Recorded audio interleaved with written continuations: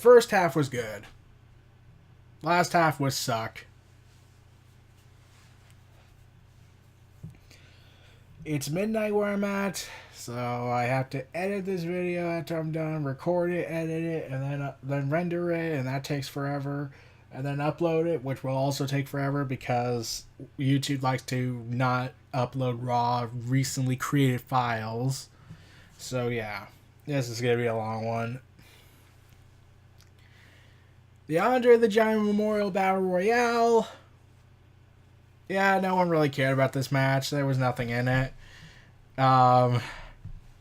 Really, the only highlight was Matt Hardy and Bray Wyatt teaming up. We finally got the Woken Dynasty to start, the Deadly Alliance. I'm just hoping that this leads for something for Bray Wyatt. I hope it leads to him getting gold again, but I have my doubts because I just don't have it in me anymore to care. I want to see this alliance succeed, but I'm just pessimistic. So, yeah. Matt Hardy is now Andre the Giant Memorial Battle Royal winner, which means he is scheduled for a decommissioning downfall. More so. Because that's how the Andre the Giant Memorial Battle Royal operates. It's supposed to ruin you, not enhance your career. So, yeah. Now let's get to Cedric Alexander, and if you're asking why I'm so tired, I already told you it's midnight where I'm at. This is how long the pay-per-view was. So, yeah. Cedric Alexander versus Mustafa Ali for the Cruiserweight Championship. Some people were hoping this would be on the main card. Part of me started thinking, nah, they probably would have gotten the Death Note, like Alexa Bliss in the SmackDown women's match of last year. Yeah, this match was great, but I felt like it could have been a lot more, especially under Triple H's regime. You did feel the chops, the cracks in it, but yeah, I felt like Vince didn't want it to be Triple H's gig on this night. Like, he tried his damnedest to weaken it. So, yeah, like the highlights were mostly Ali wearing his Iron Man / Sub-Zero smoke costume. So, yeah, we got Iron Man, Sub-Zero smoke. I think there was a third part I said. Some people were comparing him to Frost from WCW, but no, I hardly remember that thing.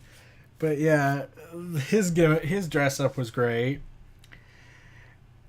And then we get to the Women's Battle Royale pre-show. I'm pretty sure Vince is going to order a bunch of women buried afterwards because Royce leads an NXT chant with the other female wrestlers from the brand, which means Vince is pissed off, Dunn is pissed off, so yeah, Pete and Royce is not going to do anything in the main roster.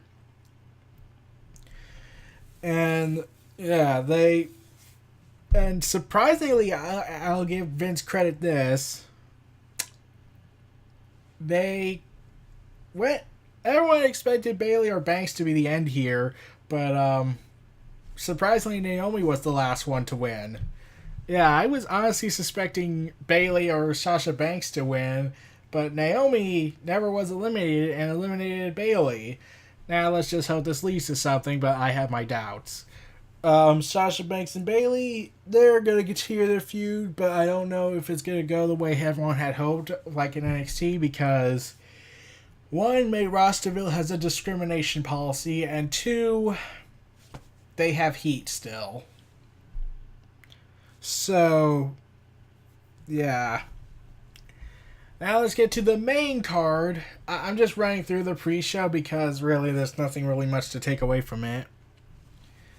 The Miz versus Finn Balor versus Seth Rollins.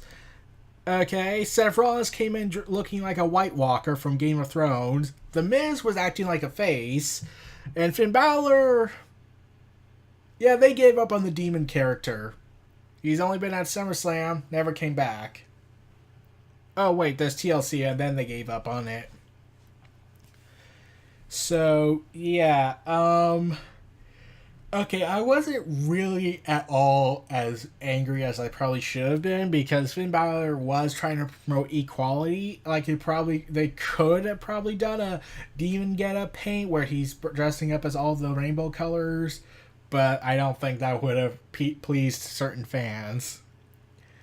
But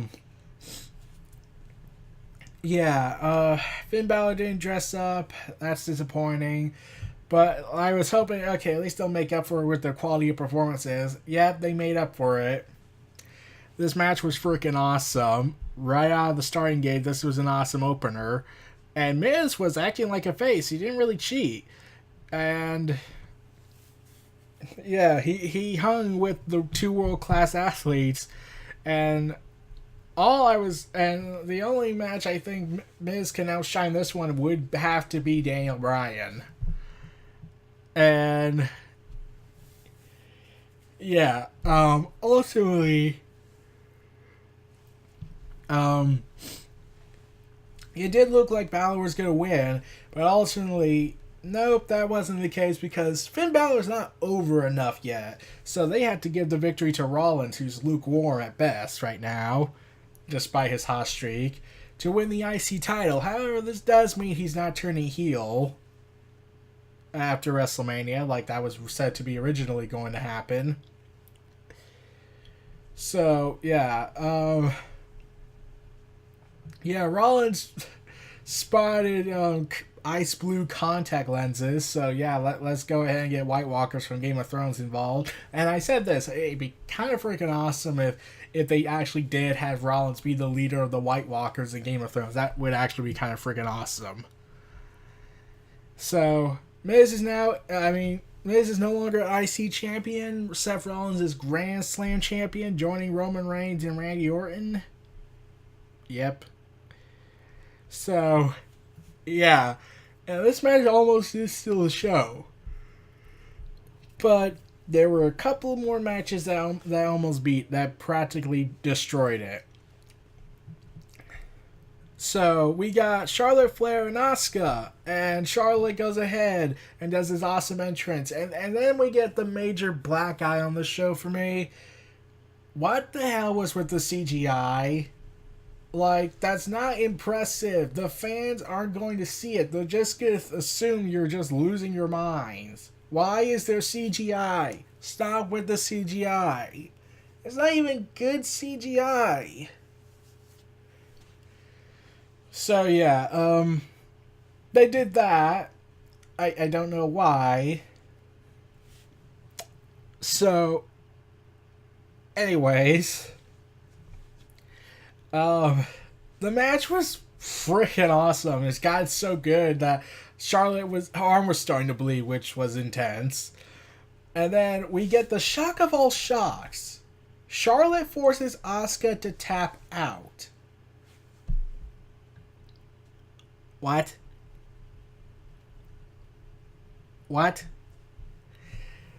Okay. Here's what I think about the whole ending of the streak again at WrestleMania. I'm just glad it wasn't a full-time superstar. Was it the right time? That's going to be up for debate, but ultimately Asuka's career, I really don't know where's left for her to go at this point. Like, fans were already starting to get tired of Asuka and her streak because everyone said it was becoming too predictable. And yeah, that's the same thing that happened with Goldberg. But yeah, Kevin Nash said it best. If your gimmick is that you're undefeated and that gets you over, then you better just retire after this because it's done. I'm like, really? Think about it. What's Asuka left to do? Like, she's already been the longest reigning NXT Women's Champion. It's not going to get any much better after that because, let's be honest, they would have ruined her either way. And originally, they were considering just doing Ronda Rousey versus Asuka, which would have been horrible in terms of letting a part-timer beat full-time wrestler again on the grandest stage of them all. And surprisingly, Carmella did not show up after the match. I knew it. Like I was like, why? Why didn't she show up? So that never happened. I did love a lot of great moments. The Roman soldiers accompanying Flair to the ring. Asuka countering Flair's moonsault and transitioning it into an armbar. And yeah. It was pretty awesome. Now we get to, quite honestly, the worst match of the night. Randy Orton versus Bobby Roode versus Jinder Mahal versus Rusev Day. Yeah, I'm not even going to go over this. Rusev lost.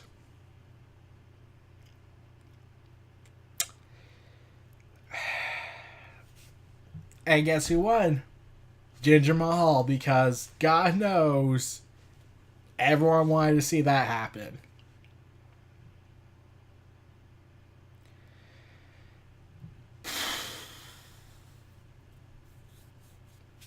That's okay.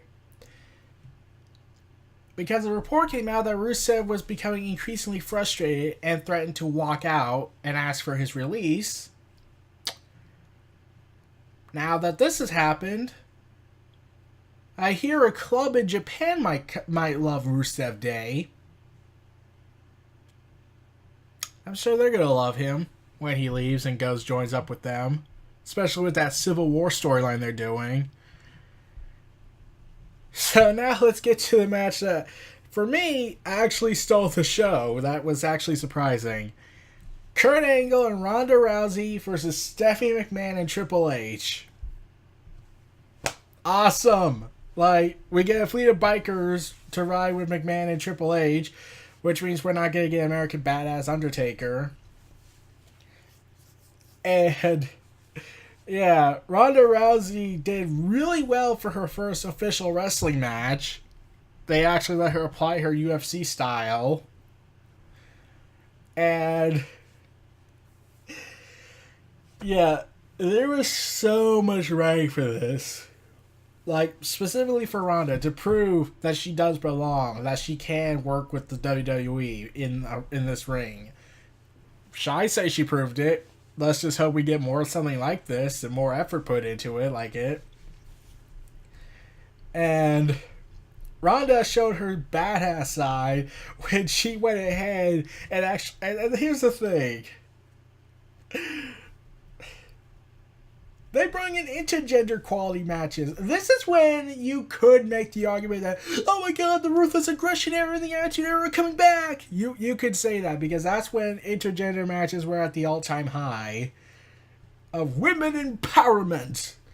And Triple H gets his ass handed to him by Ronda Rousey, the baddest woman on the planet. And Triple H then almost gets his arm shattered. And then Kurt Angle puts Stephanie in the ankle lock. Well, he's out of a job. Ronda Rousey pounds Triple H into the corner with vicious strikes, and then Ronda Rousey delivers the ultimate year of many years of justification and wanting to see this comeuppance finally happen. Is seeing Ronda Rousey break Stephanie McMahon's arm after so many years of fans wishing she get her just desserts, since, she was seemingly untouchable. So, yeah, this match stole the show for me. That means we're going downhill, aren't we?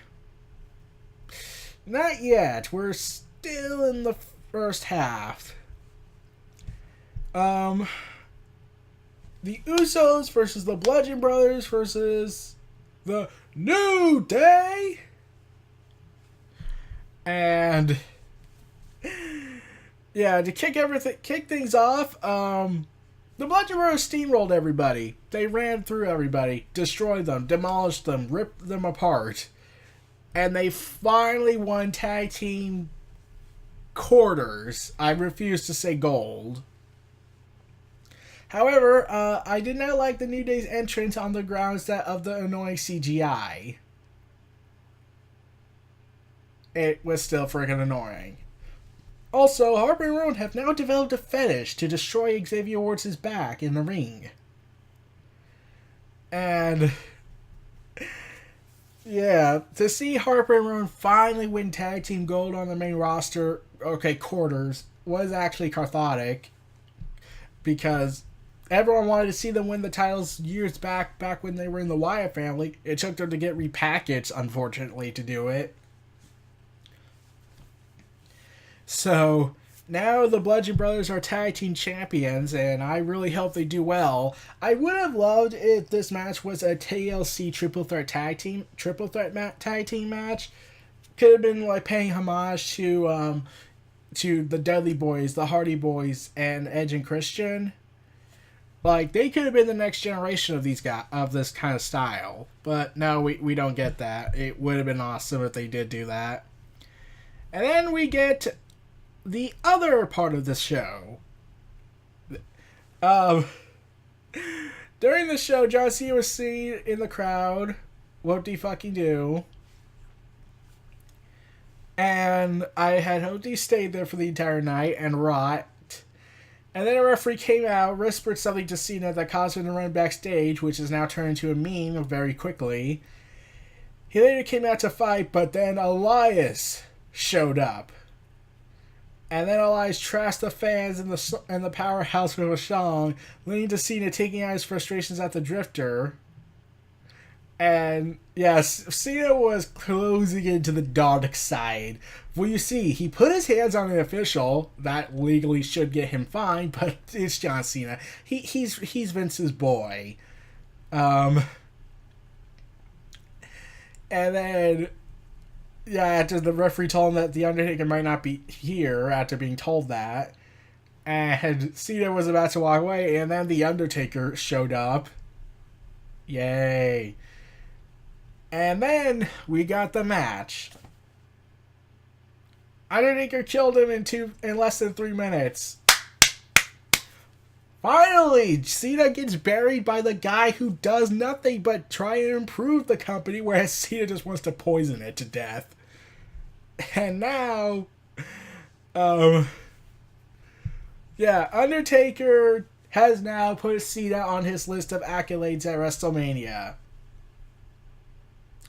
Yeah, and he actually looked pretty well. That has to do with the hip replacement surgery he probably had during the year in between. But yeah, Undertaker finally giving Cena what he deserves and beating the crap out of him after all the slanderous promos and hypocritical statements.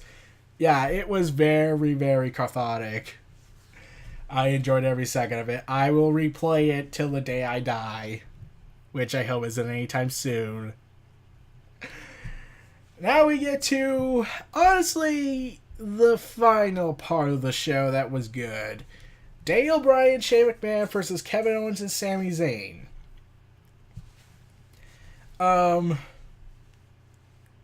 Yeah, they brought in all these Yes chant videos of people of the Yes movement spreading during Daniel Bryan's height of popularity to show that this is the moment that Daniel Bryan's coming back. And Bryan has not missed a step. Kevin Owens and Sami Zayn were vicious. Shane McMahon is Shane McMahon. Though I was surprised not Shane McMahon didn't turn heel or Bryan turned heel. A lot of people were speculating that might be happening, but no. Instead, Daniel Bryan defeats Kevin Owens and Sami Zayn with Shane McMahon's help, and that leads to a question. Are they going to Raw, or are they legitimately gone for a bit, and they're going to try to get their jobs back on SmackDown? But yeah, seeing Bryan again was great. I just hope his run is much better this time around and doesn't have any horrible issues that will later complicate things in the future. But yeah, this was a solid match, and that's pretty much the end of the first half of the show. We get to the second half. It starts off looking good, but then we get it. And then afterwards it just falls apart. Alexa Bliss versus Nia Jax for the Raw Women's Championship. I must stress this whole storyline was body shaming. Was a message about body shaming and how wrong it is. And Nia Jax kills Mickie James. And the only highlight for me other than that was Bliss hitting the Twisted Bliss onto the floor on Nia Jax. And I'm surprised it went as long as it did. Should it have been a squash match? Probably. But yeah, this was a lot better than I thought it would be. But yeah. I knew they should have went with Nia Jax winning because seriously, I know Vince is a piece of shit when it comes to the female wrestlers in certain ways, but I don't think even he would want a PR disaster when he basically would say body shaming is okay because the person who insults you is hot in my mind. Yeah, they kind of wrote themselves into a corner with that whole body shaming storyline. Like if they had Bliss win, people would be pissed off. Since that clearly was what the story was supposed to be about. How body shaming is wrong. And Nia Jax, if she lost, that would have pissed everybody off still. So they had to do this. And everyone was thinking Carmella was going to cash in. And I was like, no, she's not. Because it's a SmackDown contract. That's actually one of the reasons why they made Money in the Bank at first a dual-branded pay-per-view. To be part of the Big Five until this revamped pay-per-view change they made. So yeah, Nia Jax has won the match. She is now Raw Women's Champion. We're going to see some great things, hopefully. She has shown that she can hang with the big girls, metaphorically speaking. But we'll have to see how well she can do as champion. Sadly, she was denied in NXT, but we'll have to see. Honestly, I would have actually pretty much preferred if they... Yeah, like, it almost... Like, I know what I'm about to say is going to be insane, but imagine if they did Eva Marie versus Nia Jax. Like, I could honestly imagine Eva Marie being the arrogant heel, the fans that hate with a fiery passion, and gain the catharticism with the whole... Eva Marie getting her just desserts by Nia Jax, who she's manipulated as her enforcer during her NXT run. But yeah, Eva Marie's still gone, so that's unfortunate. She would have been great as a manager for Roman Reigns still. I still hold to that. Now we get to the match that really, really tried. But sadly, because WWE doesn't love anybody, has their restrictions. Shinsuke Nakamura versus AJ Styles.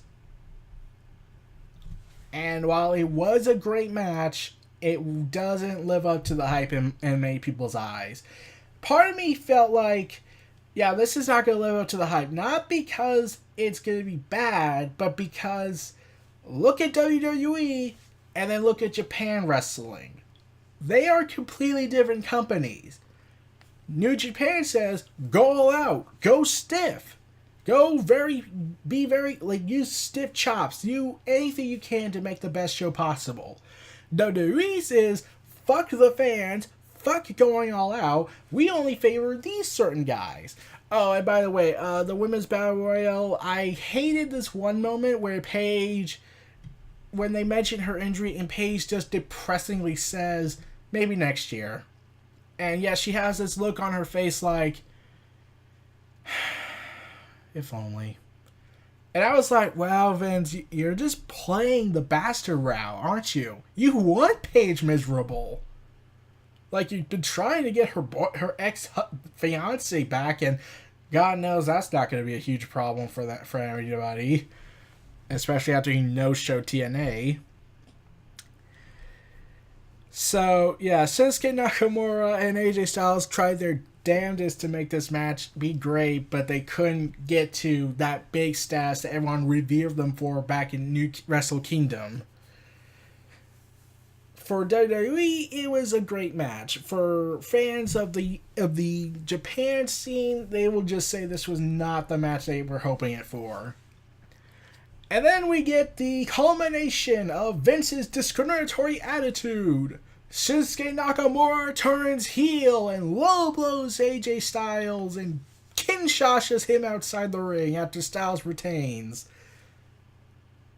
Okay, I'm gonna say I didn't see that coming, but at the same time, I want to see this work. But Road Dogg runs SmackDown.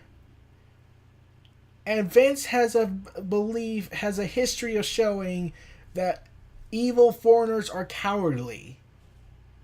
They're not going to make Nakamura great. They're going to ruin him. More so. Like, they already made the mistake of having him talk a lot, and then they wrecked that even more because English is not his native language. In Vince's world, you must speak English! Unless you're Paul Heyman, then you can say whatever you want. Or John Cena. So, yeah. Nakamura being a heel, I don't know if it will work in main rosterville WWE. I don't really know. And I think fans don't care as much because, like, there are some that were praising that this was going to happen. But like I said, Road Dogg runs SmackDown. Unless they're going to give Ryan Ward back control, then I don't see this working out so well. We're probably going to get as much as a disappointment with Jinder Mahal, except the quality of the matches would be much better. And less racist, for the most part. So now we get to The Bar versus Braun Strowman, and we don't know yet. Braun Strowman announced he was going to have a partner after he trashed the bar's entrance, the float. Rest in peace, float. You will not be missed. Well, the bar's opponent would be Braun Strowman and a member of the audience. Okay, this is clearly going to have a superstar that's not in the back, but is clearly in the crowd. Like, it'd be actually kind of freaking awesome if they had gotten Kazuchika Okada or Hiroshi Tanahashi, because it was reported they were in the show. They were at the show to watch Nakamura and AJ Styles rematch.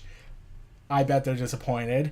But, yeah, I was like, oh, maybe it's Bobby Lashley. Like, he hasn't been seen yet. He signed a deal from what we last heard. Maybe they're going to do something with that. Nope. It gets it's actually much more stupider. Nicholas. A kid.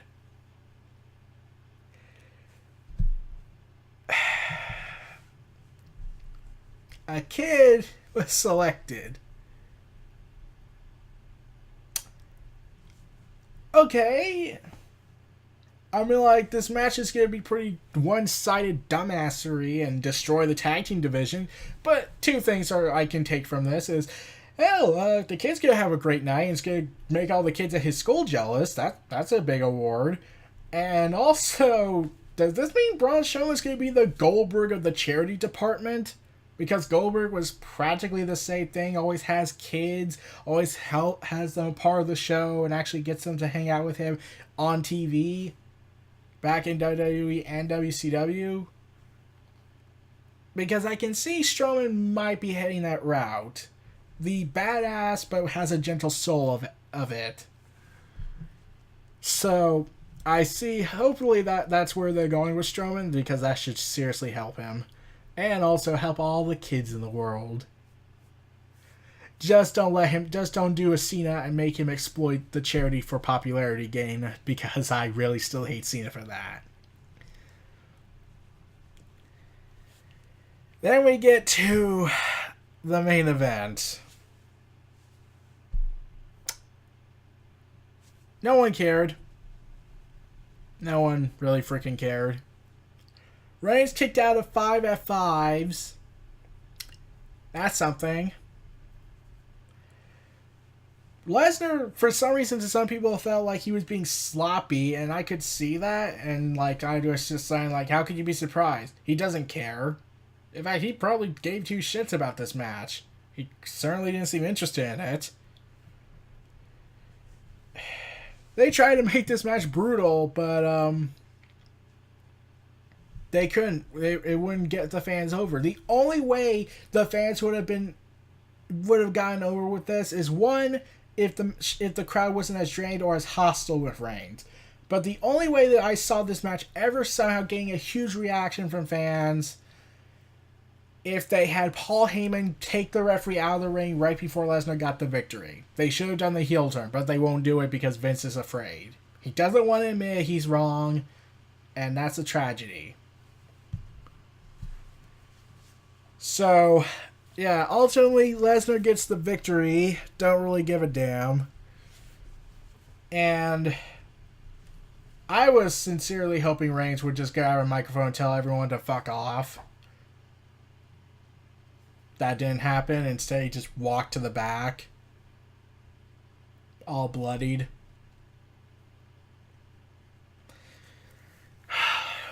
This is the same tactic they tried to pull at Survivor Series several years back in 2014. They think that Reigns is getting sympathy. He's not. In fact, fans would rather jump over the barricade and security and go ahead and knife him for some reason, because there are some fans that have a twisted mentality of, hey, I want to see Reigns die. I want his family killed. Basically, they want to pull that line from the movie, from some mafia movie where this villain says, I want him dead. I want his family dead. I want his house burned to the ground. That's basically the mentality certain fans have developed with Reigns, and that's not good, and that sadly makes me ashamed to be a wrestling fan. So, Lesnar's gone. He's going to be here still, unfortunately. He's going to keep being lazy. He's not going to care. They gave him a huge fucking stack of cash. There's nothing to care. Half the show was great, and then the other half just fell apart.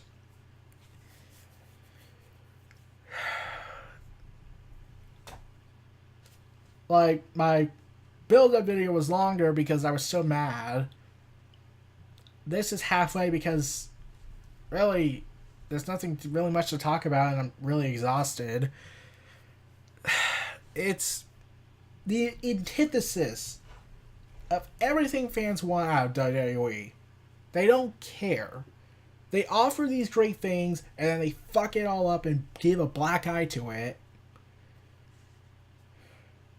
Like I said, you could watch the first half, you could watch Braun be Braun, and you could probably enjoy Alexa versus Nia Jax. But after that, there's nothing left here. So, yeah. Roman is stuck in this. Like, here's the thing. This is not going to work. Reigns is on borrowed time. He doesn't have really much left to do. There's really no one left to fight. If they haven't beat Lesnar, there's nothing left. If they don't have him fight Lesnar for the title and go after something else, there's still nothing left to gain from it. And like Deluxe said, even if they did do the heel turn, they don't have anyone to counter him since Lesnar would be gone. And really and WWE doesn't seem to have the investment or care wanting to give someone to be just as powerful as Reigns, unless it's Daniel Bryan to a somewhat extent. But yeah, Reigns has just been given borrowed time. I think they knew right before the show that, oh shit, we have nothing left for Reigns after this. Delay it, but they can't delay it. If they keep trying to delay it, it's going to fail eventually. So, yeah, Reigns is on borrowed time. Nothing else to it. So, yeah, once again, 5 matches were good on WrestleMania, and that was the same amount of matches on NXT TakeOver. That is how sad this company has become. This is why I have a hard time having to accept that NXT and WWE are one and the same.